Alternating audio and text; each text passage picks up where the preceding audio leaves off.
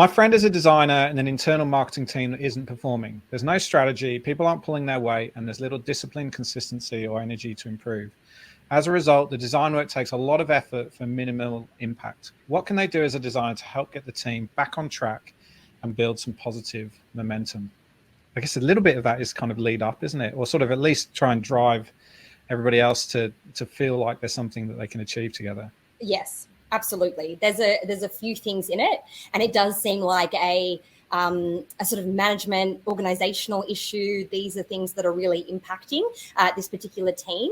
If the team's not working with things like consistency and discipline and motivation, then it kind of sounds like maybe people don't have a great deal of clarity about their roles, what's expected of them. Maybe there's not a lot of exercises in collaborating, working together, sharing ideas, or people maybe are overloaded. They're given too much to do or underloaded, which is where they're not really encouraged with enough work that's going to excite and inspire them. So I would say that your friend is aspirational for wanting to get the team back on track. I think that, of course, it doesn't feel good to be part of those teams where you feel like, oh God, this is just not working. Everything feels hard. It feels labored. But I would say to your friend that keep in mind being a leader and manager also requires a unique skill set, right? So I'm not sure if this is part of your friend's job description.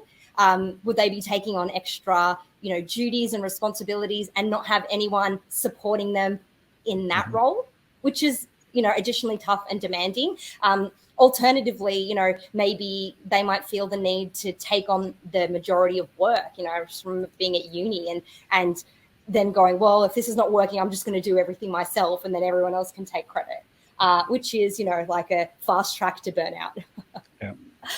So, in terms of what your friend can do individually, I think, building empathy skills. I know it sounds soft, but I know that, Never Not Creative have done some awesome research around the importance of empathy in workplaces and being able to really build those skills in communicating with your team, understanding each other from a human perspective. So, recognizing what are the barriers that that these team members might be having in doing the work required.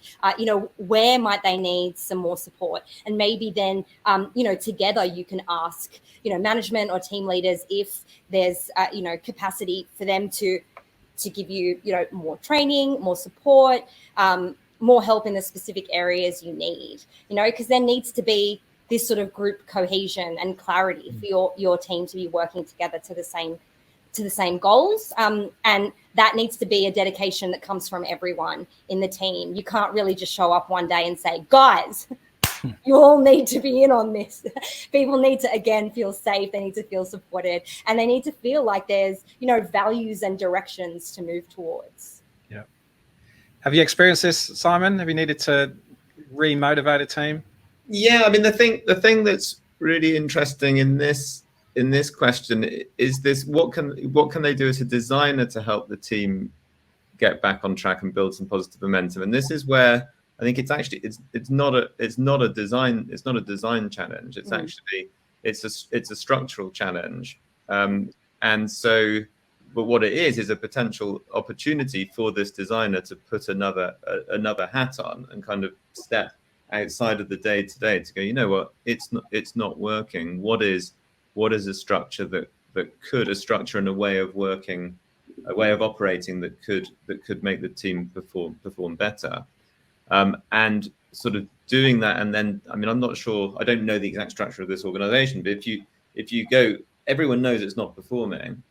Here is a structure that could allow it to perform, and take that to the person in charge. You then don't have to implement and do it all, but the actual initiative of stepping outside, actually kind of going beyond your designer title, is a potential chance to show, hey, you've got some smarts and change the situation. And really, in any organization, that sort of initiative would be, or certainly should be applauded. And when it comes to that sort of structure and process, the great news is you know what? There's studios all around the country and all around the world that work really, really well, and they all operate in a very similar way. And so you don't need to reinvent the wheel. It could be as easy as actually going have some conversations with folks that you know working in other studios and go, well, how does it work for you? What's the process?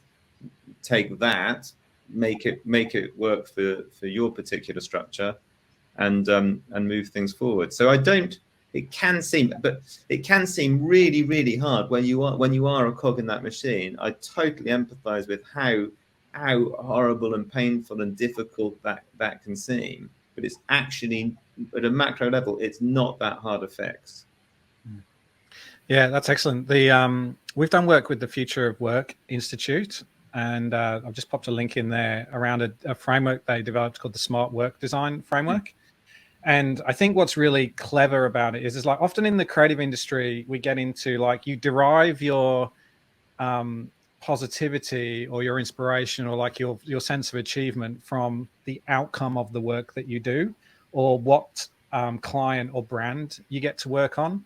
Whereas, and I think that often means that we forget about like what is it that we need from a job to keep us motivated and positive and like feel a sense of meaning and purpose. And so in this framework, there's 5 elements to it. There's stimulation, there's mastery, which is like how good are you allowed to be at your job. There's agency, which is how much control you have over the way that you do it.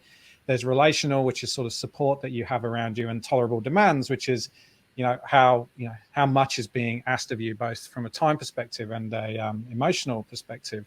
And I think when you take that, even just like it's a very simple framework, when you take that and start to break it down and look at your own role or look at the work that your team is doing, what's important for people, and also then what's important for the team as a whole. We actually have data that just shows the creative industry is fantastic for stimulating. We do get great opportunities because we're trying to solve problems that haven't been solved before. But the tolerable demand side is often something that really struggles. But it can vary, of course, from workplace to workplace. So I think what you were saying of like around put a different hat on and start looking at like what is it that the team needs. You don't have to design a solution out of it. Is a really good way of thinking about it. So go check that out. It's also in we actually put it into the mentally healthy research we did as well to see overall how does that perform as an industry.